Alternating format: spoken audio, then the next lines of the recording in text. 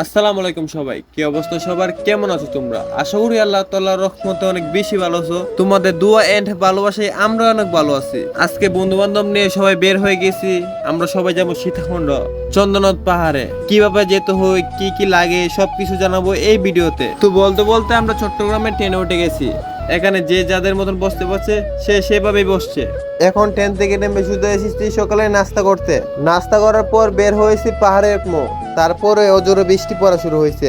পাহাড়ের সুন্দর দৃশ্য দেখার জন্য বৃষ্টিকে মানে আর কে, তার জন্য চলে এসেছি বৃষ্টির ভিতর পাহাড়ের মুখ। সবাই এখন এক এক করে পাহাড়ে উঠতেছি। আর এখানে রাব্বি করতেছি যাওয়ার মেয়ে। এই গেটটা মোটামুটি আকারে ভাইরাল, তার জন্য এখানে ব্রেক নিয়ে ছবি তোলার জন্য সবার ছবি তোলা শেষ হলে সবাই যে মতন পানি খেয়ে নিতেছে।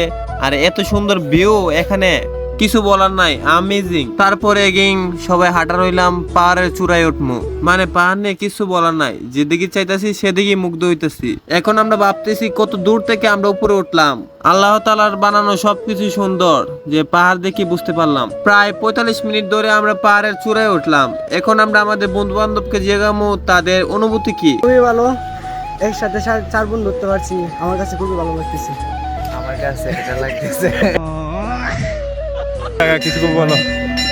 আমার অবস্থা শেষ। এখানে ওঠার পর অনেকের অবস্থা সিরিয়াস হয়ে যায়। যারা শ্বাসকষ্টের রোগী আছেন তারা অনুরোধ এখানে উঠবেন না, কেউই শ্বাসকষ্টের রোগী কেউ উঠবেন না এখানে।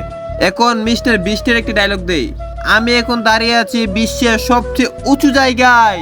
তো এখানে জের মতন ছবি তুলতেছে, ভিডিও করতেছে।